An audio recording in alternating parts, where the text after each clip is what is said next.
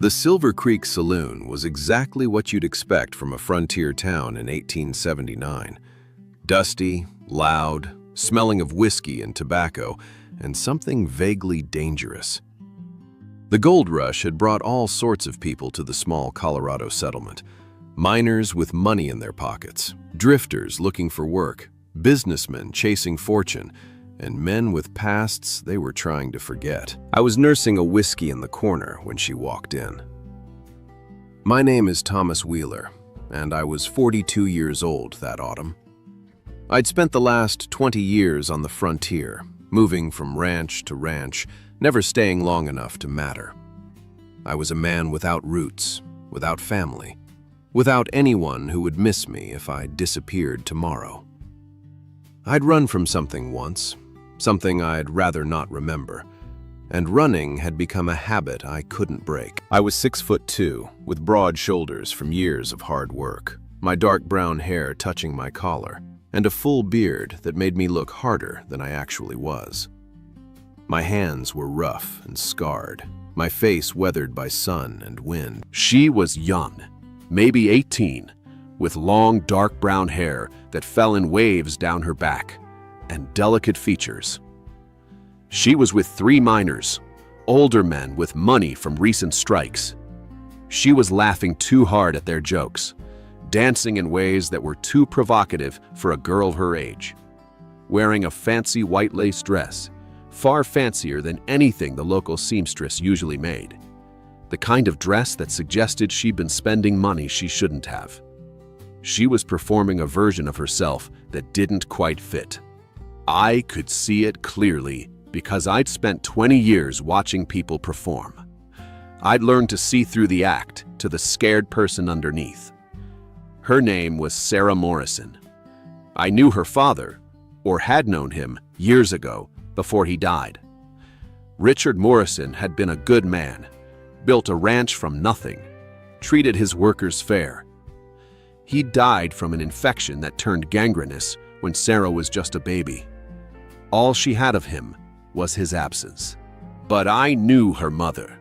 Everyone in the territory knew Catherine Morrison. She was the widow who'd kept her ranch running alone, who'd somehow managed to build something instead of letting it crumble. She was strong, beautiful in a way that came from hardship rather than softness, with striking dark features and long dark hair, and completely unattainable for a man like me. Catherine was 42 years old, the same age as me, but she carried herself like someone who'd lived twice as long, with twice as much purpose. There was a dignity in the way she held herself, a quiet strength that came from having survived loss and kept going anyway. I'd seen her maybe a dozen times in town over the years. Each time, something in my chest had twisted, and now her daughter was making terrible decisions. Sarah was on her 4th drink when one of the miners started touching her arm. She was laughing it off, but her eyes showed fear.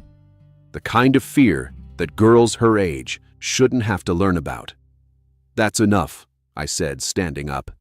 The words came out before I'd decided to speak. The miners looked at me like I'd just walked in from the desert and lost my mind. "The girl's had enough to drink," I said calmly. "I'll be taking her home now." "She's with us," the biggest miner said, his hand moving to his gun belt. "Not anymore," I replied. I wasn't a fast gun. I'd never been particularly good with weapons. But I was a big man, 6'2", broad-shouldered, with dark brown hair and a full beard that gave me a harder appearance than my nature suggested. My hands were scarred from years of work, my face weathered by sun and wind. I wasn't a threat because of my gun. I was a threat because I didn't look afraid. The miners backed down. One of them even laughed, like it was all a joke anyway. I walked over to Sarah, who was looking at me with gratitude and embarrassment mixed together. "Your mother know you're here?" I asked. "My mother thinks I'm at church," Sarah said, slurring slightly. "She doesn't need to know anything. Come on," I said, offering my hand. "Let's get you home before this gets worse." She took my hand without arguing, and that simple gesture, her small hand in mine, her trusting me without knowing me, set the entire story in motion. The ride out to the Morrison Ranch took about 30 minutes. Sarah sat in front of me on my horse, half asleep, her hand occasionally dropping against my chest. She smelled like whiskey and perfume in the dust of the road. "Why did you help me?" she asked at one point, her words still slurred. "Because someone should have," I said simply. We didn't talk much after that. The night was quiet, just the sound of the horses' hooves on the hard-packed earth, the wind moving through the canyon that led to her ranch, the distant cry of a coyote. The Morrison Ranch was exactly as I remembered it, a solid log cabin, well-maintained but not fancy, a barn in good repair, fences that were strong. This was the work of someone who cared deeply about what she built. There were lights on inside the cabin.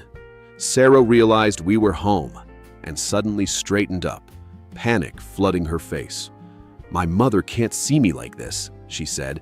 "She'll know I've been drinking. She'll know I went to the saloon." "Then we'd better hope she's sleeping," I said, though I knew it was unlikely. A mother doesn't sleep easy when her daughter is out in the world.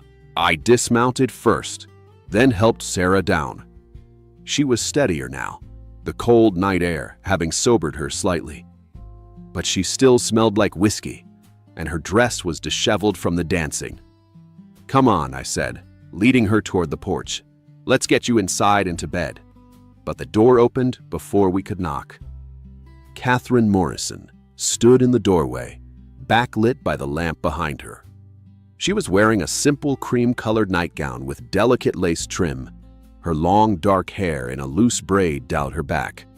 She was 42 years old, the same age as me, and she was more beautiful than I'd remembered, even tired, even frightened. There was something in her bearing that commanded respect. For a moment, her eyes showed fear, the same fear I'd seen in Sarah's eyes when the miner was touching her arm.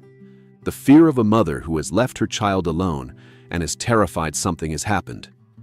Then her eyes found me, and something shifted in her expression. She recognized me. I'd worked at a neighboring ranch years ago, before I'd left that territory. We'd spoken maybe 3 times. Simple greetings, nothing more.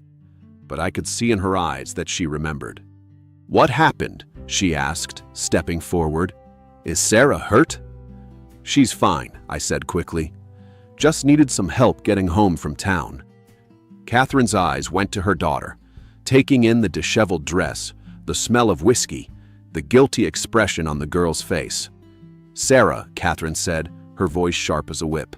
"Get inside, now." Sarah hurried past her mother, and Catherine turned back to me. "Thank you," she said, and there was gratitude in her voice, but also something else. Something that looked like understanding. Like she recognized what I'd done wasn't just about saving her daughter, it was about respecting her. "Anyone would have done the same," I said. "No," Catherine replied. "They wouldn't have." I didn't plan to stay at the ranch. I'd helped Catherine's daughter home. That was the end of it. I was planning to ride out at dawn, move on to the next place that needed work. But Catherine found me saddling my horse as the sun was rising over the canyon. "Wait," she said. She was wearing a simple day dress now, her hair braided and pinned up. She looked stronger in daylight, more in control. "I don't need payment," I said. "I know you don't," she replied. "That's why I'm offering work instead." She explained that she needed someone for the autumn work, mending fences before winter, breaking in new horses, helping with the cattle. She could pay $30 a month and provide food and a cabin on the property. It was honest work on honest land. Just through November, she said. "After that, if you want to move on, I won't stop you, but I'd be grateful for the help while I have it." I should have said no. I should have ridden away and never looked back. Getting involved with a widow and her wayward daughter was exactly the kind of thing that complicated a man's life. I'd spent 20 years avoiding complications. But when I looked at Catherine Morrison, I saw something I'd been looking for my entire life. A woman who had built something real, who had survived heartbreak and kept going, who was asking me for help not out of desperation, but out of practical necessity. "All right," I said. "I'll stay through November." She nodded, like she'd known I would say yes. "There's a cabin about a quarter-mile from here, near the south pasture. You can set up there. We'll start work tomorrow at dawn." The next 4 weeks were the hardest and best of my life. Catherine was a woman of few words. We'd work side by side from dawn until dark, repairing fences, breaking horses, preparing the ranch for winter. We'd speak when necessary, instructions, observations, logistics. But mostly, we just worked. And in that work, something grew between us. I began to understand her. I learned that she moved with purpose, never wasting energy on unnecessary gestures. I learned that she had a brilliant mind for land management. She could read terrain the way some men read books. I learned that she loved her horses the way some women love children, with patience and fierce protectiveness. One afternoon, about 2 weeks into my stay, she showed me how to break in a young stallion.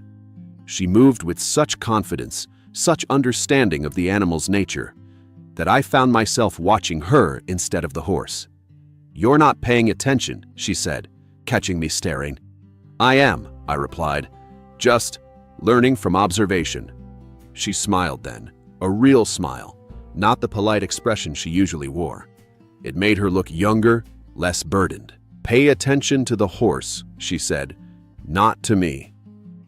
But I was paying attention to her, and I think she knew it. Sarah kept her distance after that first night. She was ashamed, I think, of being caught drunk by a stranger.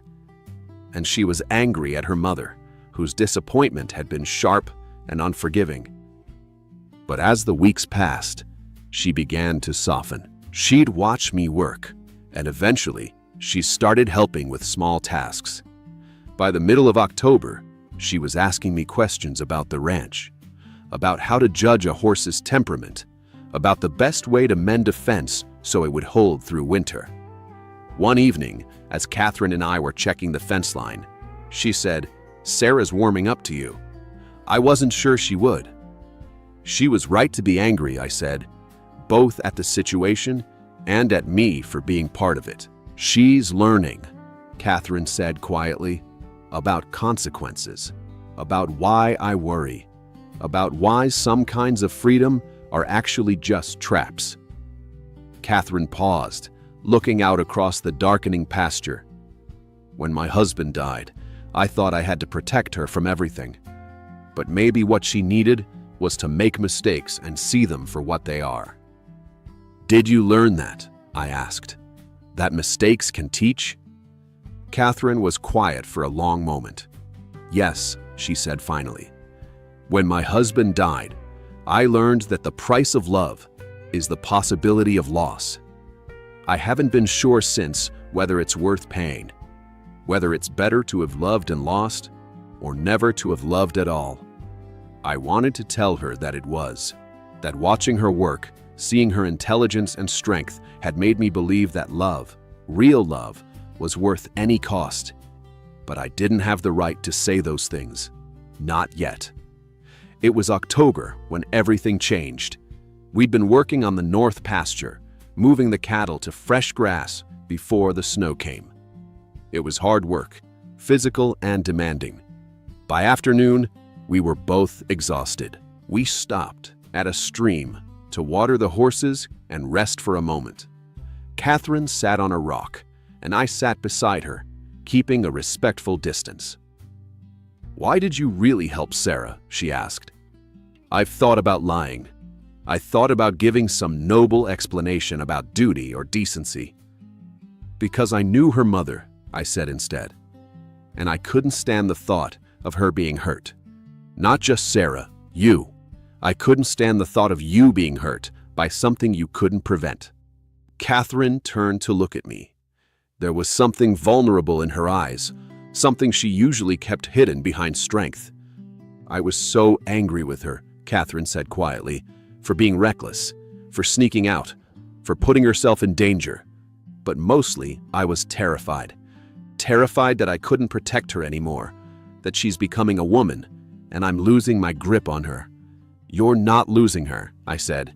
"She's just learning who she is, and you're still here, guiding her." "Is that what you're doing?" Catherine asked. "Learning who you are?" I turned to face her fully. "I spent 20 years running from the past I couldn't face, from connections I was afraid to make, from any place that felt like it might matter. I told myself it was freedom, but it was really just fear." "What were you running from?" Catherine asked softly. I looked out at the stream for a long moment. A woman I thought I loved. I was young, reckless. I thought we'd build something together. But when things got hard, I ran instead of staying. I let her down, and then I spent 20 years making sure I never let anyone down again, by never staying long enough to matter. Catherine listened, without judgment. "I thought I knew who I was," I continued. "A man who moves from place to place. A man who doesn't belong anywhere. A man who shouldn't let himself care about people, because caring just leads to loss and regret. But being here, working this land with you, watching you every day, it's changing how I see everything. It's changing who I am. And now I'm not sure anymore," I said. "And I'm terrified of that uncertainty. But I'm more terrified of leaving." Catherine didn't move away when I reached for her hand. She let me take it, and we sat like that for a long time, holding hands and watching the horses drink from the stream. "I'm scared too," she admitted. "I'm 42 years old, and I've built a life that works. I don't know if I'm brave enough to risk that for something uncertain." "I'm not leaving," I said. "Not anymore. Not unless you tell me to go." "You say that now," Catherine said. "But what about next month? What about next year, when the novelty wears off and you start feeling trapped again?" "I was trapped before," I said. "I was trapped by fear and by running. This, you, this ranch, this life, this is the opposite of trapped. This is the first time I'd ever felt like I was exactly where I was supposed to be." Catherine turned to me then, and I kissed her. It was gentle, asking a question rather than demanding an answer. When she kissed me back, I knew I was lost. Completely, irrevocably lost to this woman. "Stay," she whispered against my lips. "Please stay." "I will," I promised. "I will." November came too quickly. The agreement was that I'd work through November, then move on if I wanted. Catherine had been clear about that from the beginning. She wasn't asking me to stay forever. She couldn't risk her heart on that kind of promise.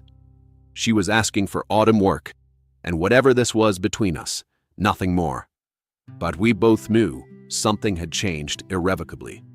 Sarah seemed to understand it before either of us did. She'd softened toward me over the weeks, seeing how I treated her mother with respect, how I worked without expecting gratitude, how I was genuinely interested in her as a person rather than as a child to be managed. One afternoon, when Catherine was in the house preparing supplies for the winter, Sarah found me repairing a section of fence. "You're going to stay, aren't you?" she said. I didn't answer right away. "Your mother needs stability. She needs to know that." "My mother needs someone who won't leave," Sarah interrupted. "She's been alone for so long, and she's strong, but strength gets lonely. You're the first person I've ever seen her be soft with, the first person she's let herself care about." "Your mother needs to make her own decisions," I said carefully. "I can't decide this for her." "I know," Sarah said. "But I can tell you that whatever she decides, I hope you stay. Because she's happier than she's been since my father died, and that matters to me. She matters to me." I was moved by that, by a girl I'd known for less than 2 months, caring enough to tell me the truth. It was the last day of November when I told Catherine I was staying. We were standing in the barn, checking on a horse that was about to foal. The animal was restless, clearly in labor, and Catherine was there through the night to make sure everything went well. She'd done this many times before, delivering foals, attending to the birth of new life on her ranch. I stayed with her. We sat on hay, watching the mare, waiting for the foal to arrive. The animal shifted and strained, and Catherine spoke to her in low, soothing tones, hands steady as she checked the progress. Around 3 a.m, as the foal began to crown, I spoke. "I'm not leaving," I said quietly. Catherine didn't seem surprised. She was focused on the mare, but I heard her acknowledge me with a small nod. "I've been thinking about this for weeks," I continued, "since the day you offered me work, since that kiss by the stream. And I know it's only been 2 months, but I also know I don't want to spend another day without you. I don't want to go back to running." The foal came just then, a strong colt with his mother's dark coloring. Catherine and I watched him struggle to his feet, watched him seek out his mother's milk, watched him take his first real steps in the world. The mare nickered to him, protective and loving. Catherine stood, wiping the hay and moisture from her dress, and turned to me. Her eyes were bright with unshed tears. "I don't know if this is wise," she said. "I don't know if I can survive losing you if you change your mind." "Then let me prove to you that I won't," I said. "Give me a chance. Give us a chance." Catherine was quiet for a long moment. Then she said, "I love you, Thomas. I think I've loved you since you brought my daughter home safely that night. Since I saw that you could have taken advantage, but you didn't. Since I realized there are still decent men in the world, and that one of them might be willing to stay. I don't have much to offer," I said. "No money to speak of, no land of my own, just my hands and my willingness to work. But I can offer you constancy. I can offer you partnership. I can offer you a man who will never run again." Catherine came to me then, and I held her against my chest. "I don't need much," she said. "I need you, that's all, just you." Catherine pulled back to look at me. She was exhausted from staying up all night. Her dress was dirty from the hay. Her hair was coming loose from its braid. But her eyes were bright, and she was smiling. "Yes," she said. "Yes, I will." We were married in the spring by a traveling preacher who came through Silver Creek. It was a simple ceremony, just us, Sarah, and a few neighbors who'd known Catherine for years and had watched her struggle to keep the ranch running alone. Sarah cried happy tears. Catherine wore a dress she'd made from white cotton, simple but elegant, with wildflowers braided into her hair. I wore my best clothes, which weren't much, but Catherine said they were perfect exactly as they were. After the ceremony, we walked home together. Catherine held my hand, and Sarah walked ahead of us, giving us space, but turning back occasionally to smile at us. "Are you happy?" Catherine asked as we walked down the road toward our ranch. "I'm terrified," I admitted. "Terrified that I'll somehow destroy this, that I'll wake up one day and realize I've made a mistake, that I'll fall back into old patterns and hurt you." "Then we're the same," Catherine said, "because I'm terrified too, but I've learned that being brave doesn't mean not being afraid. It means being afraid and choosing love anyway." She squeezed my hand, and I brought it to my lips and kissed her knuckles. "Thank you," I said. "For what?" "For taking a chance on a man you barely knew, for believing I could stay."